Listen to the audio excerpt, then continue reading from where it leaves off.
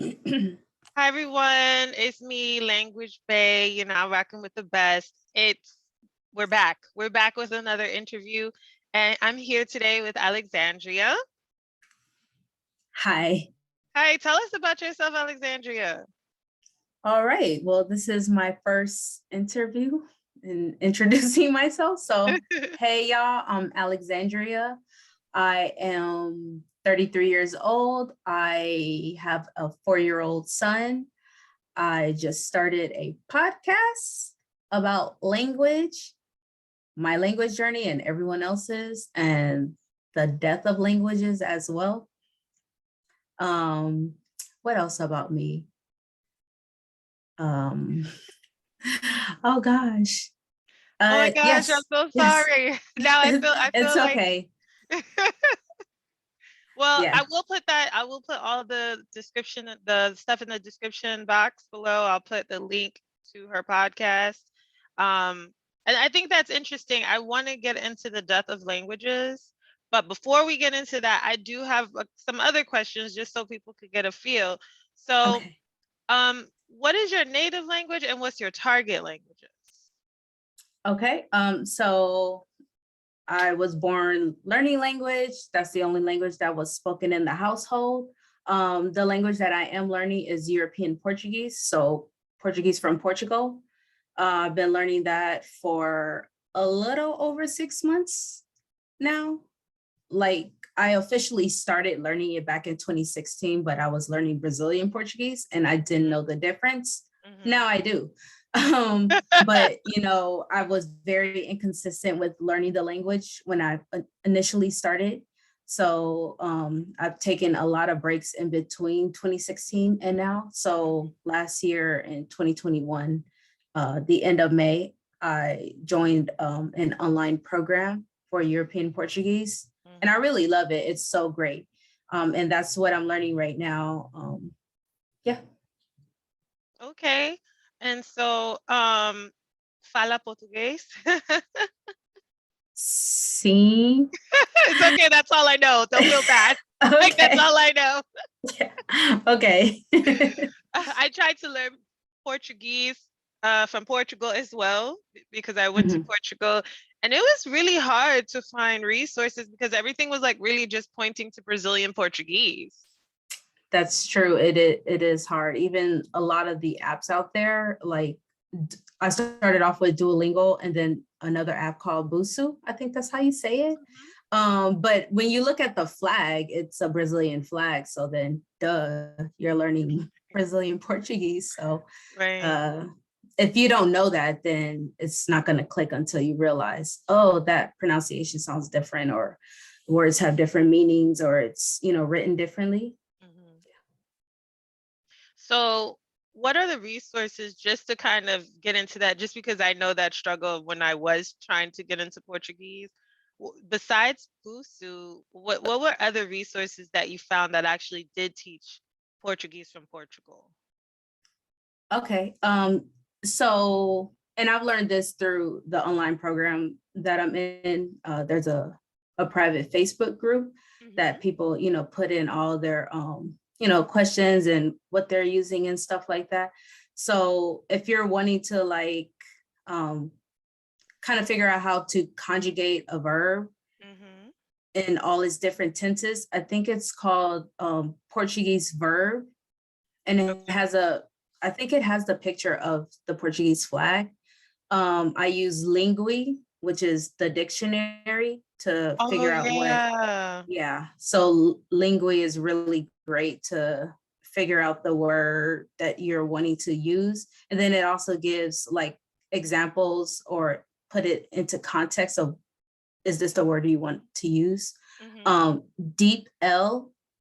So if you're trying to learn European Portuguese, you shouldn't be using Google Translate because it's going to give you the Brazilian translation and not the European Portuguese translation, FYI, people.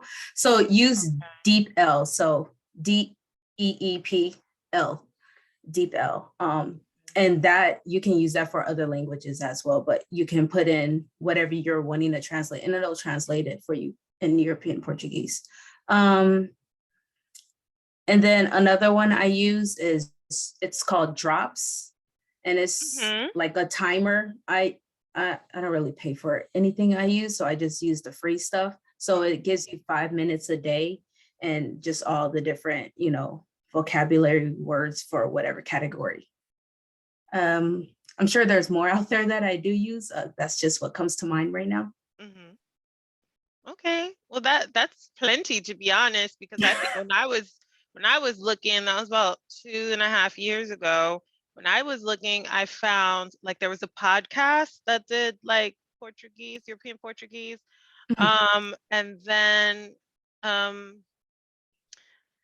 don't remember it was the Portuguese, it was a podcast, and then there was some other site. It wasn't even an app, like, and then I think in the end I end up just giving up and using Duolingo. And I said, I'll just make it do they gonna know what I mean, I just make it do what it do. And if I don't Yeah. understand, I don't understand. And then I end up speaking Spanish anyway while I was Yeah, I do listen to podcasts in Portuguese, and I listen to music too as well.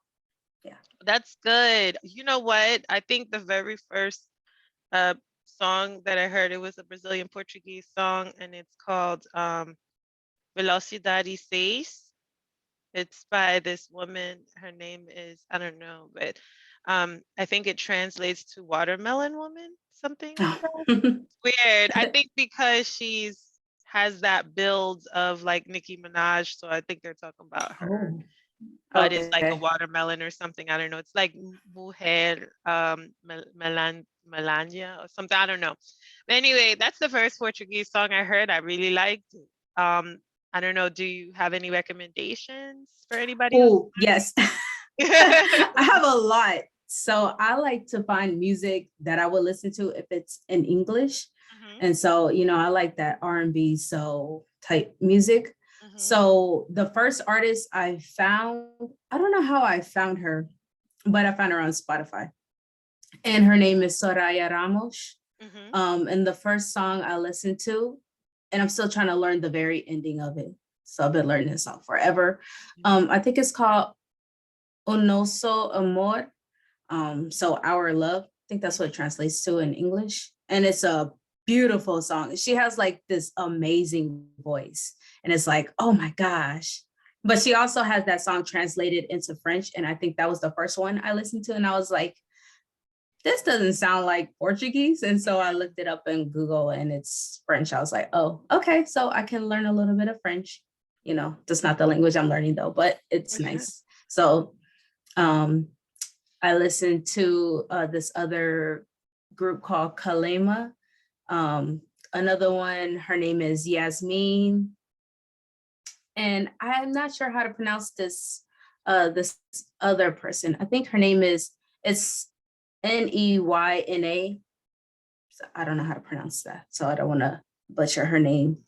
But she has an amazing. All these people I listed, if you're really like into, R&B and soul and kind of lovey-dovey songs in a sense, those artists are great. Even if you're not learning European Portuguese, it's good music. So. All right. That's good.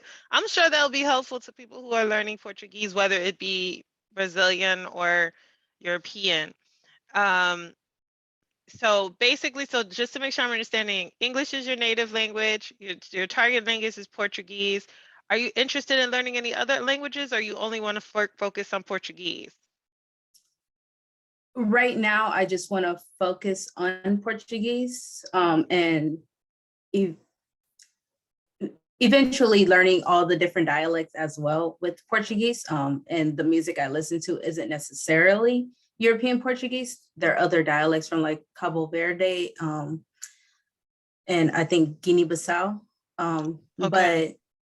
But that's just my focus right now.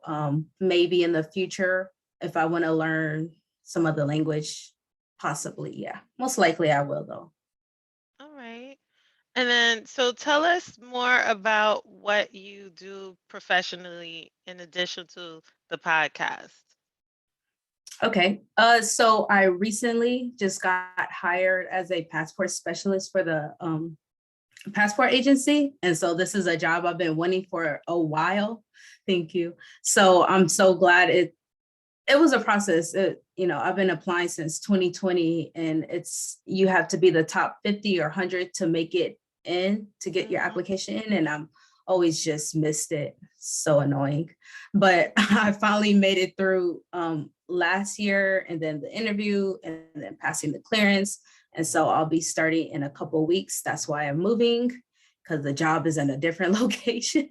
So yeah, so that's what I will be doing. Prior to that, I was in the Army for almost 6 years. I was stationed in South Korea for a year, and then I was in Germany for 3 years, and then I came back to the States, and then my contract was up. Goodness gracious. Okay. All right. And so so you were in the military, and then now you're going to be a passport specialist. And tell us about, I guess, academics, if you want to. Normally I'll ask that to us just so people could kind of get a feel, because I think it's very important that, people might say, oh, okay, well, I did the same thing she's doing and she's learning Portuguese, I could do it too. So if you want to share. No problem. I have no problem being somewhat open, I guess. So I recently got my bachelor's degree in 2020, May 2020. And so I like to say that it took me 14 years to get it, because I was in school on and off. And I worked my way through school. So I graduated high school in 2006. So then I started. Wait a minute, college. What? Stop. I'm sorry, I'm sitting here like, wait a minute, no. Okay, keep going, because I got some questions. Okay. Yes, I am 33, and I have no problem stating my age. So yes, so I'm 33. Amazing. You did say that, but I guess it didn't register. When you say 2006, you graduated from high school then? Oh, wow. So yes, I graduated high school in 2006. I started, I went to college, and I've been to college on and off. Originally, I wanted to major in architecture, and I did do that. But then I can't tell what year, but I've been doing it on and off for so many years. But I had to make a decision. Do I want to work to survive, or do I want to do school? Right. And eventually failed because I had no money, and I probably wouldn't have a place to live. Right. So I stopped school, and I just continued working. And eventually I went to apply for the Army, because I need school money. I'm not rich. So, and I can't just be working forever. And yeah, you can, have an amazing life and career without a degree, but, I think I'm the first one in my family to have a college degree. And then my younger sister is probably right after me. But I mean, yeah, so that's a huge accomplishment to have a college degree within my immediate family. Yeah. So I joined the Army, I got, that's how I got the college money, because I'm not paying out of my pocket for anything.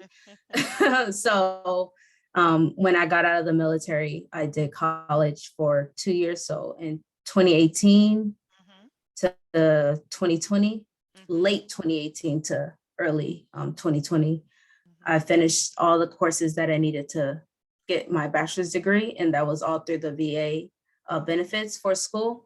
And then currently I am getting a certificate in digital marketing, and that's through the VA as well, because they give you 36 months. So girl, I think I have, that's what I'm doing. I plan to get my master's degree using that, and I'll probably just have to fund like a little bit after that. But I think I have like still over a year left on my VA benefits for school. So I will be getting a master's degree. I plan to start that when I'm 35 years old. So got a couple of years.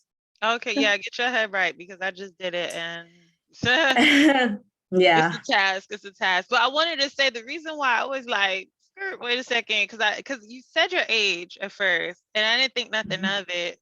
Because the thing, and it's not anything. I'm older than you, so it's just that when you actually said the high school year, because I graduated in 2001. So when you said Okay. 2006, I'm like, wait a minute, that's 5 years after me. Hold on, wait. Then it's like it's registered then. For some reason, it Yeah. registered. And I'm like, you Yeah. look amazing. Your skin, you don't look like you graduated in 2006. I feel my age though, because I have a 4-year-old son and I've just stacked so many things on my plate in the last 2 months. So I'm just like super out of it. I might not look it, but I feel it. Okay. So I know what you mean. My mom used to say the same thing, like, and God rest her soul, my mother, black don't crack. My mother, she was also in the military. So that's how I got to be in Germany the first time. She was stationed here. We was all stationed here. And mhm. um people used to come up to her and think she was the younger sister, used to make me so mad. And she would get annoyed. And I'm like, why? That's a compliment. She'd be like, I don't feel like they keep saying I look young, but I don't feel young, Yeah. and so I'm just listening. I'm thinking about my mother when you say that because I remember my mom saying, Yeah. I feel Yeah. like it. Ugh.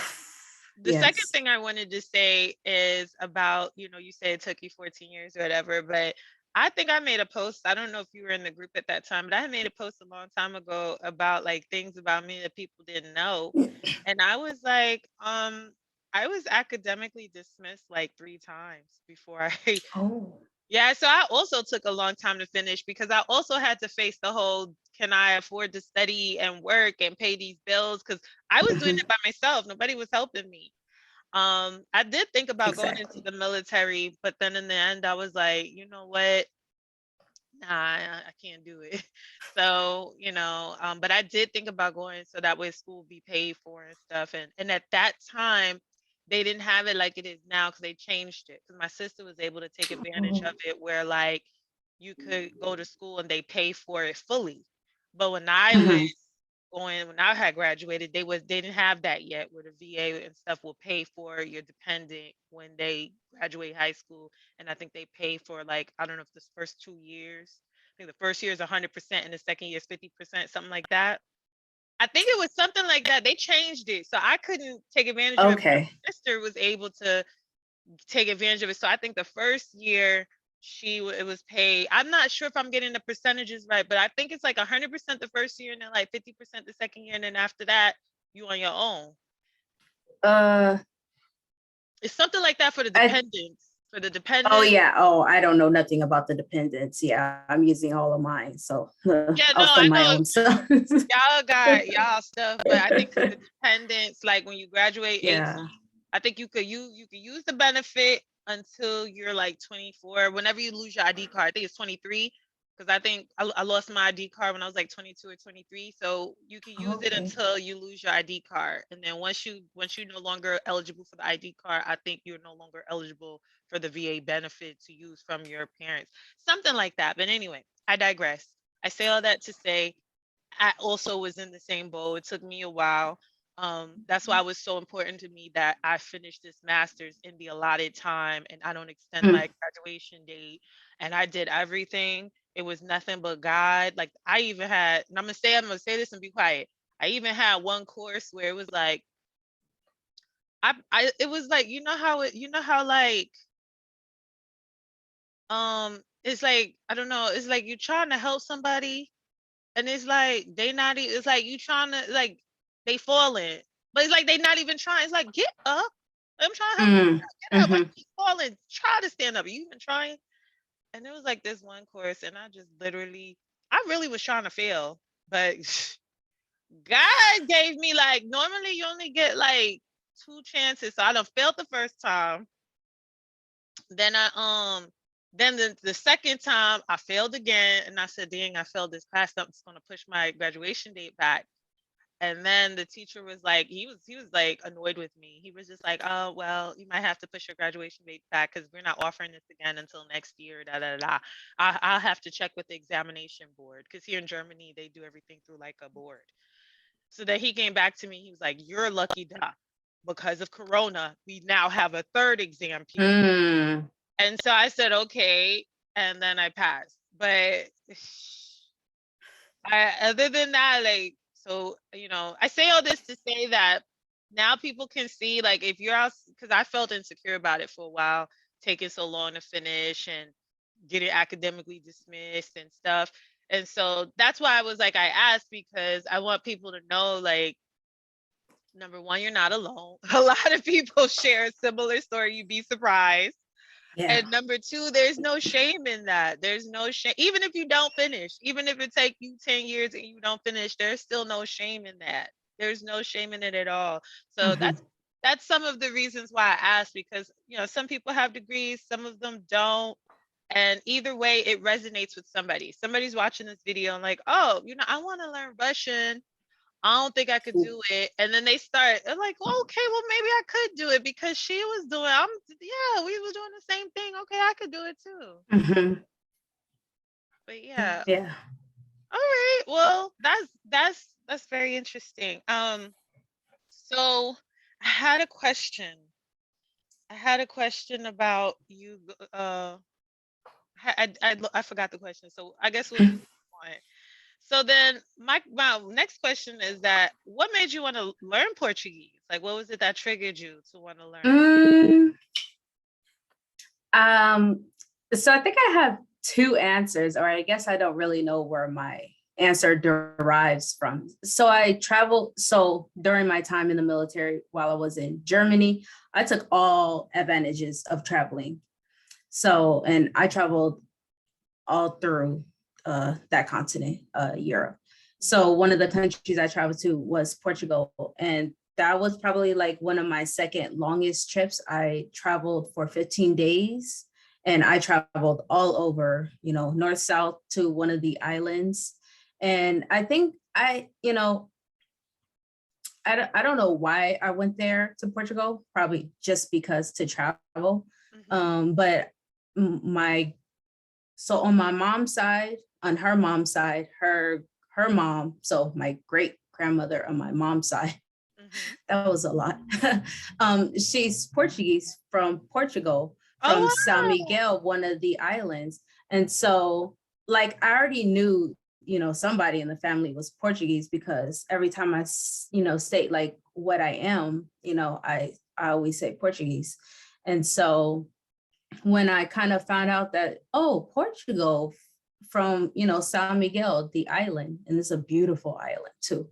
I think that was maybe one of the reasons, subconsciously, that I wanted to travel there. And then I started learning the language after my travel. But as I stated earlier, I was learning Brazilian Portuguese. And then while I was finishing up my bachelor's degree, one of the courses I had to take, to fulfill all the requirements. I don't know how you call it. I could be saying it backwards, but it was an anthropological linguistics class. And it just sounded interesting. So I was like, let's take this. I wasn't into languages really, or wanting to be a linguistics major or anything of a sort. So I took the class, and one of the assignments we had to do was to write a paper on one of the languages within our families. And I'm like, I speak English just like y'all, most like, what am I gonna write about? Right. So then I talked to my mom, and she was never taught, because she's Filipino and Portuguese. And those would be the two languages. And she wasn't taught those. She doesn't know those. So I was like, well, I can do nothing about this. So then I thought about my Jamaican side, and I was like, oh, maybe I can, maybe write about, the patois language. And my grandpa did speak Spanish. And, I've only heard him say a few things in both languages. So I kind of wrote my paper on that. I wish I had the paper just to see what I wrote. It's in a different computer. I don't even think I remember the password. Oh wow. But so yeah, because that's a super old computer. But I don't necessarily remember what I wrote about, but I do know that I wrote about that language, and I probably just did some regular old research and just kind of, okay, maybe this could fit into my family. But I think that kind of initiated the wanting to learn European Portuguese is taking that class and then also traveling to Portugal. But why that language specifically, I still don't know that answer. So And that's okay. yeah, yeah. That's okay. I always ask. So where would you say you are in your language journey with your Portuguese? Ooh. So I started a late May of 2021. But the last 2.5 months, I've kind of taken a break from learning it just because I started the podcast, I'm moving, I got this job, and I'm trying to prioritize life, and then getting sick. And then, all these little things that just kind of adds up and take away time out of your day or life to do things. So I've been learning the language passively through music and podcasts, but I haven't been studying it, speaking it or writing or reading or really anything because, life happens. So I always say I'm at the beginner stage. That's just where I'm at. But I feel like things will kind of settle down in the month of March. At least I'm putting that out there. And so I'm going to start again with creating, a list I want to do for the month of March, April, so on and so forth. So I kind of know what I want to start with is I have this Portuguese book, and it's for like an A1, A2 level. And it's pretty cool because it has like really short, paragraphs, and you can read it. It has it translated like later on in the book in English. So, the goal is to read it out loud and to kind of summarize it. And then, can you translate this from Portuguese to English?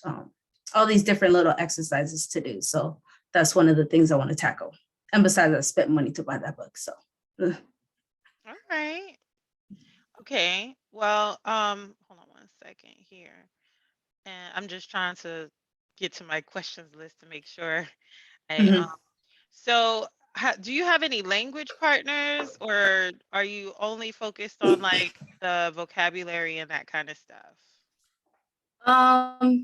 So in the program that I'm in, when you reach a certain point in the program or in the modules within the program, the goal is you're supposed to start speaking once you start the course or the online program. And then once you reach a certain module, that's the point for you to start looking for a language partner and start speaking and getting comfortable with speaking. And so the 2 apps I did join, and like I said, I put learning the language on a back burner for the meantime. But one of them was Tandem, and the other one was Hello Talk. Yeah. But the thing about a lot of these apps, I think Hello Talk, you can find some European Portuguese, but you really got to like sift through all the list of people on there. And then for Tandem, it's more Brazilian. I haven't seen anybody, like I've told people I'm trying to, learn and speak European Portuguese, not Brazilian. And they're like, oh, I only speak, Brazilian. So it's hard to kind of find someone. But my language teacher did say, you can just start speaking. Like the goal is just to start speaking the language. So it doesn't have to be specific, with European Portuguese. So, so at first I had downloaded the app, then I like got rid of it because I was like, it's all Brazilian. And then that's what she told me. So then I got back on it, and I found like 2 people to speak to.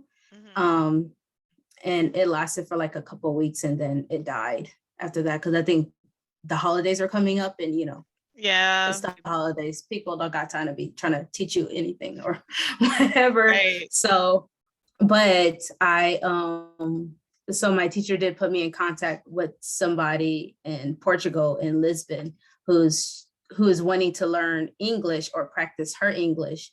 And she was like, oh, maybe she can be good for you. So she put us in touch with each other, and we've been emailing, and we actually have our very first Zoom call tomorrow on Thursday. So I'm excited, but I'm nervous, but you know, it'll be great. So I'm excited about that. But that is one of the goals with learning a language is you gotta start speaking. And I didn't do that when I first started. I don't know what the heck I was doing, but I didn't start speaking at first, and I slightly regret not doing that because it just kind of, you know, it just puts you back a little. I don't know. That's how I feel. No, I totally agree. I totally agree. I feel like speaking is very, very key um, to progressing. It's very instrumental. Mhm. I feel like that's part of the reason why I progressed so quickly with German, because from day one I was trying to speak. Like I was like I want to be fluent, and I was just like today, all I know is hallo, and then tomorrow I learned wie geht's dir, so then it became hallo wie geht's dir, and then the third day mir geht's good when they asked me, so then it became hallo wie geht's dir. Oh, mir geht's good. Danke. Every day is just incremental improvements. So, I and like that. yeah, and I just push myself. And that's another thing I wanted to ask you. So you're nervous, which is natural for people who learning another language. So even though you're looking forward to it, you're nervous. So what is it that got you to say, like, you're nervous, but you're still kind of comfortable enough that you're like, okay, I'm gonna push through because I want to do this. Like, basically, what helped you? Because I don't know if you were how apprehensive you were about speaking. So what helped you get to this point where you're like, I'm nervous, but I'm also excited too? Um, I I don't know. I've always been, I'm an introverted person with, I guess, some like extrovert tendencies. Mm-hmm. So I feel like if I know how to pronounce it, I if I at least have a script written out and I practice it, Mm-hmm. it's easier to, say it and just, take that leap. Um, but I just can't like, just randomly start talking about things without having a script or knowing what we're going to talk about. So I have to prepare myself with what we're going to talk about, and I have to have a script. And I know once that script is done, then I'm going to be like, I don't know. But I like to just, if I know the answer to things, I like to just raise my hand or state it, or just try to get involved. Like today, before this meeting, the online program that I'm in, we always have a Wednesday Zoom meeting where you like submit your questions prior to, and she'll answer them. And so I submitted a bunch of moving questions because that's what I'm doing now. So I was like, oh, let's learn some of these phrases. Um, and then one of the sentences that I provided that I wasn't sure how to translate, so she translated for me. But you have to speak it. The part of it is, pronouncing, speaking, listening, reading, all those good things. Especially for the Zoom call that I was on. And so I had to say that whole it was like 2 lines of words to say. So it's, a very long sentence that I provided. And as long as I can hear you say it, and I'll have some type of recall, especially if it's a long sentence, then it's like, okay, that's how she said it. So as she's saying it, I'm saying it with her. So I'm like, I'm talking over her in a sense. And so I feel comfortable doing that. But speaking is just such a hard thing to do. Even in English, my gosh, you know, it's my first language, and I suck at that sometimes. So, I'm sure there's a lot of people out there who understand. So, we all have insecurities with things, but speaking, if I feel comfortable, I'm just going to put myself out there, especially if you given me a language partner. I'm like, yes, I'm not prepared truly because I haven't studied for like almost 2 months, but I'm going to do it because, that's the goal, is Right. to be speaking the language. Right. So hopefully that answered that Yeah, question. yeah, that answers it. And Okay. so are you learning with your baby, or are you not learning with the baby? So I think he's passively learning through me. So whenever I am doing like pronunciations of words and stuff, like, he's not even paying attention to me. He's like doing his own thing, and I'll hear him like repeat what I said. And I was like, oh, that's cool. Well, he's a So sponge. They really are sponges. yes. And so I haven't started teaching him, but I am going to start teaching him. Like I said, in March, I feel like March is going to be like my time to have some space on my plate to start doing things, especially with my language learning journey. So yeah, I'm going to start teaching him. I've done a couple interviews with people who kind of just confirm what I should do. And so, one of it is kind of just like having like a mini conversation with him and like recording it, because he does like to look at himself, but that's all little kids. So it's like, if I can, have a recording kind of like this with me and him, and him learning some simple phrases, like things that he says, or things that we naturally do. So common phrases, basically. And just start teaching him that. So that's kind of where I want to start, at least. So, but yes, the goal is to teach him so he can be bilingual. Okay. I asked because there's a girl in the group, or should I say lady? I don't know if people get offended if you say girl or woman, because here in Germany, it's highly feminist. So sometimes they get upset about everything. Like, I think one time I said something like, "Hey guys," and they were like, "I'm a lady," and I'm like, "Oh gosh, I'm sorry." I don't know. Sometimes I'm like, if I'm like, oh, there's girls in the group, and I'm like, oh, maybe they don't like that.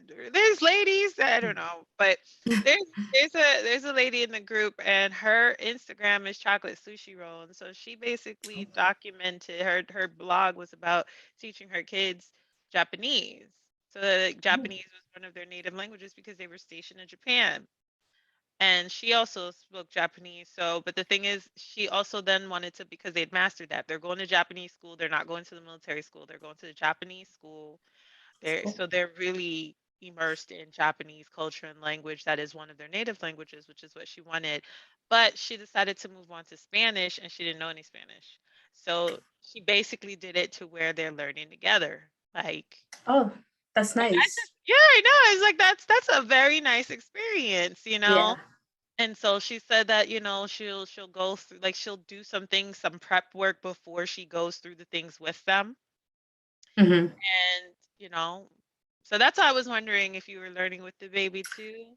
Yeah. And that's one of my goals too, is to get him into, schools that teach another language besides English. And there was this one school that I wanted to get him into, but because of COVID, goodness, and I guess maybe that's how schools are. I guess I just have to get on the program with timing and stuff. But the school opens at 8 and I start work at 8. So I can't be at two places at once because I'm a single parent.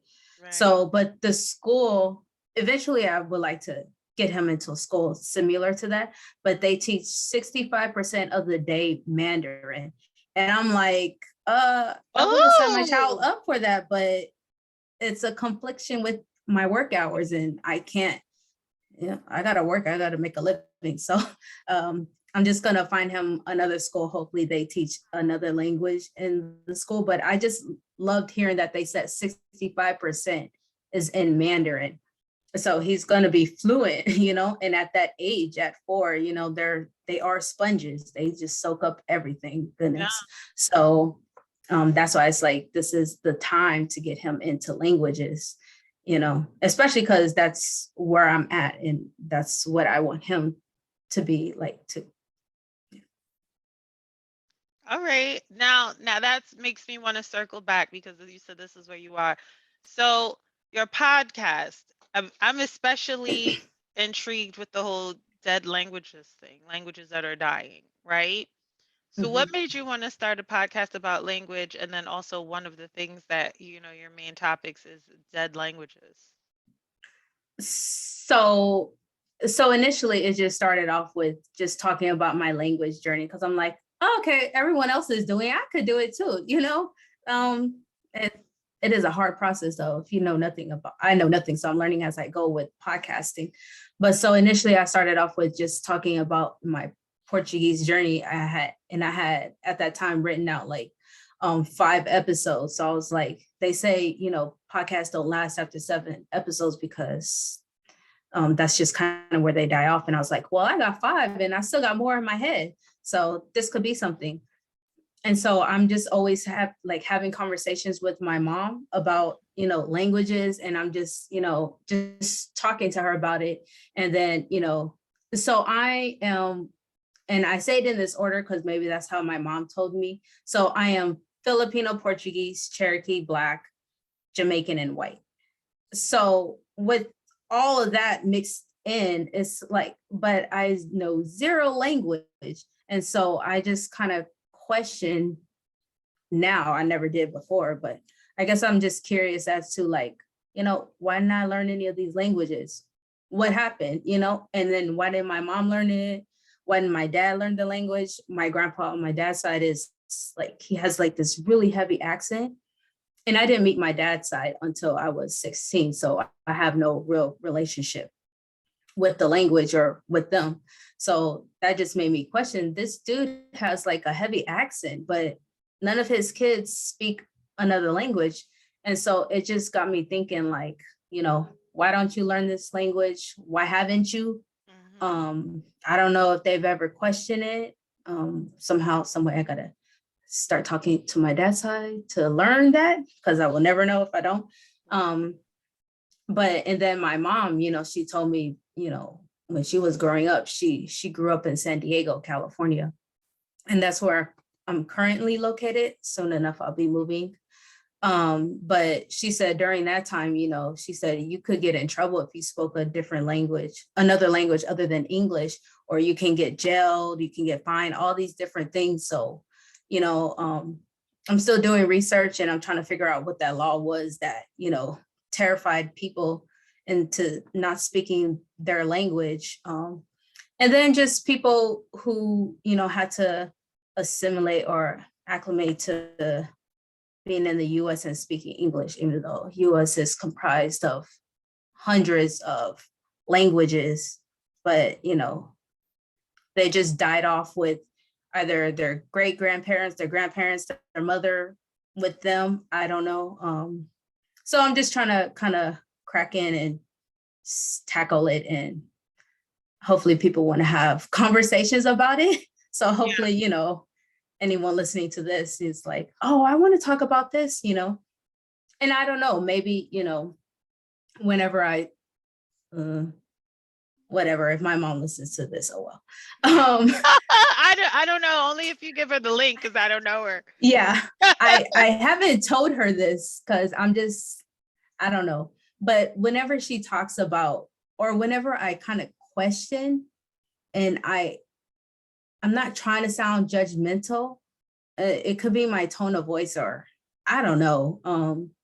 But whenever I kind of question her, she's just like very hesitant. It's like, I'm just trying to understand, where did the language get lost? And my grandma on my mom's side, she's the one who's Filipino and Portuguese. And I think she was born in Hawaii before Hawaii was part of the 50 states. And so I feel like you probably might have known the Hawaiian language or the Filipino language or the Portuguese language. And so I'm just very curious. I just want to know why. And, it might open up family wounds, or I don't know, maybe there's shame, maybe there's embarrassment. I don't know, but I'm just very curious, and I just want to know. So I'm trying to, and I don't hear anybody really talking about it. So Right. It's a kind of interesting topic to kind of delve into. Yeah. That's a long answer. No, it's okay. I was gonna say, I think that that is a very interesting topic, and you touched on the assimilation, and I was thinking about it while you were talking about that, because that's a big thing in the U.S. and it is here in Germany, and every other country that people migrate to. But what I find to be different is in the U.S., I feel, I don't have any statistics to back this up. I would have to look after this, this video, but I feel like the language, the heritage language, is at a higher risk of dying in the US as opposed to here, because I feel like Mhm. the American dream and being an American is a very emotional concept. They get you hooked into this, just like they have the emotional advertisement. Now you want some lace, right? And I feel like they have this emotional advertisement for being American. And so people then, it's American dream. You can make it, you can have a better life. And so people come to the US and then they try to assimilate. And, I feel like the people that come to the US that try to assimilate, they are, a lot of them, not all of them, but I feel like more of them are willing to assimilate to the point, to the um at the expense of their culture and their language, their heritage culture and their language. They're willing to Mhm. assimilate because there's this undercurrent of American equals white European culture, I guess.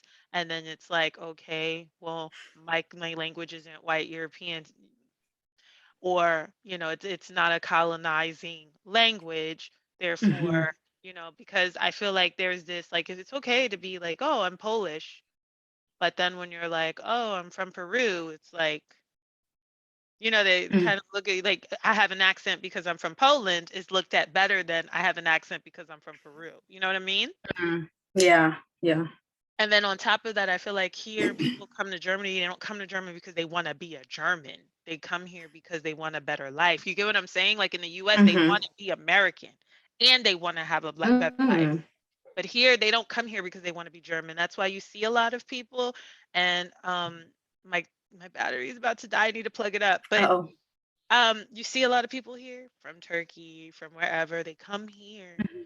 and they will assimilate. And they do like us, they code switch. They go to work and they speak German perfectly and everything. And then when they get out of work, they have their Turkish side, or they have their Tunisian side, or they have their Nigerian side. You know what I mean?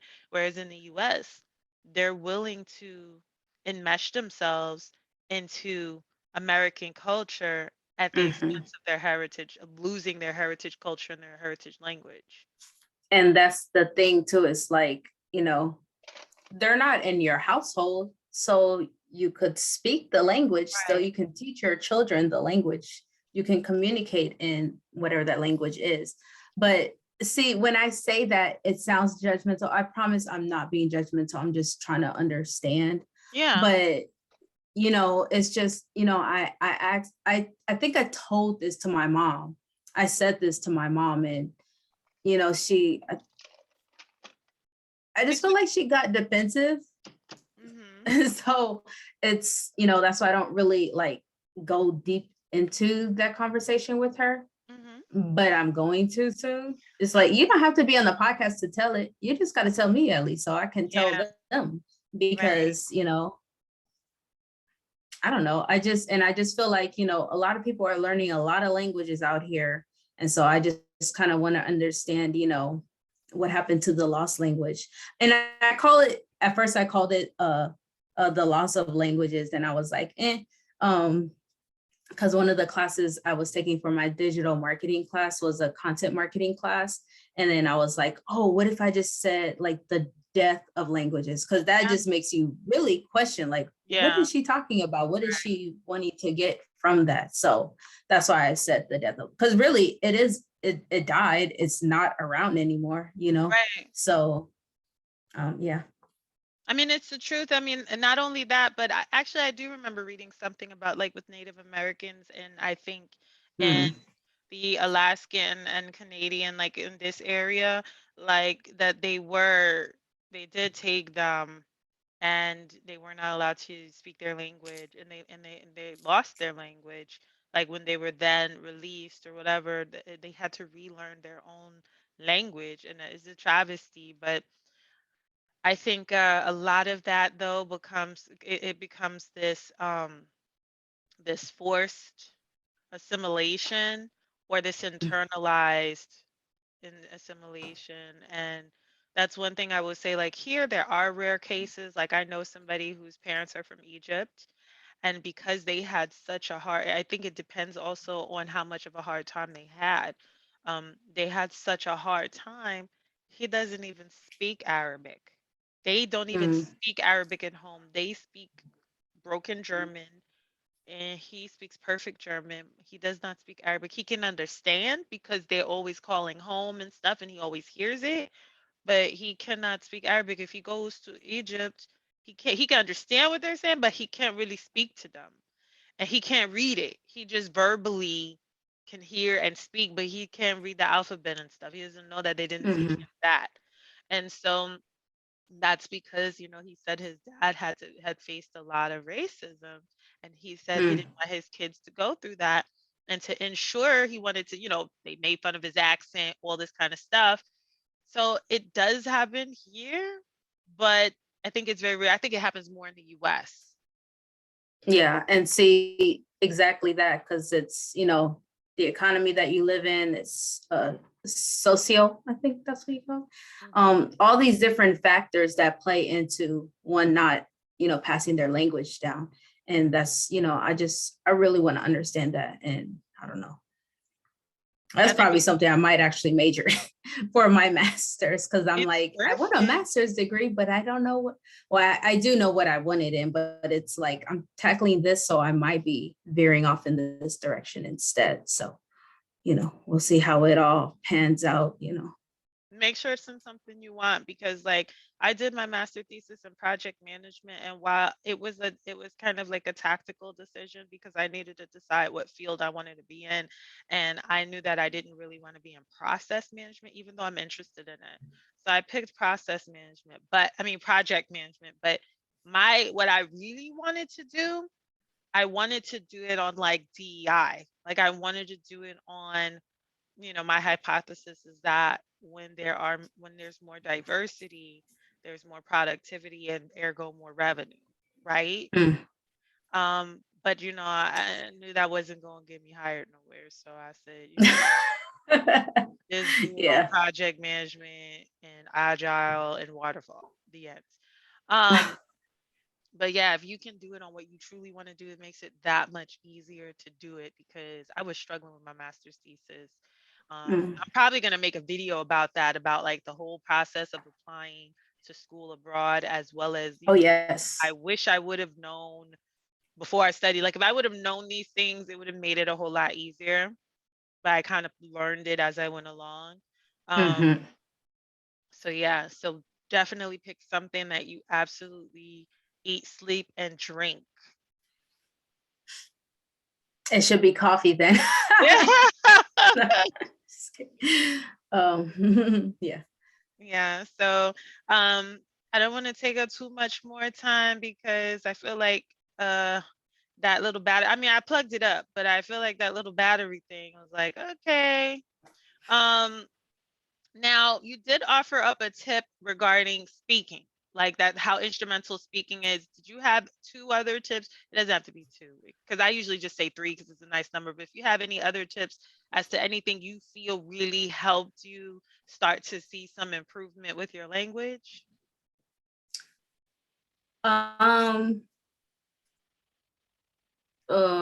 well, so I was looking at that question. I was like, oh gosh, I don't know what to say. It's okay. Um, I just picked three because it's a nice number. So, but I do have two. So with the speaking, and it's the one thing I still regret. It's like I don't understand, because part of the program is to get you on a 30-day speaking challenge. So mhm. you have to start speaking within the first 30 days. I don't know what happened, but that went out the window, and I don't know where that 30 days went, but it wasn't to speaking. So you should just start speaking. And I like what you said, how you just took, saying hello, and then the next day you just added on, and you added on to make like a full on, like at least a very mini conversation. And so I would just go with that, but you got to start speaking once you start learning the language, even if it's just saying hello or thank you, or how are you doing, whatever it is you're trying to say in the language that you're learning. And then the other thing, just because right now I just have so much going on and I'm not learning the language, and I Mhm. guess it's called passive learning. So, and with that, because I do listen to a lot of podcasts, so I have a few Portuguese podcasts that I listen to, and then also music. Music is just always on the rotation. So, oh, and Netflix. So there's this like extension you can add on your computer. I think it's called language learning with Netflix and YouTube. So whatever your native language is and whatever your target language is, you can toggle those on and off, and it'll speak it to you, or you can just read it instead. So I listen to it in English, but I read it in European Portuguese, and so that's very helpful too. Oh, So okay. I'll have to try that.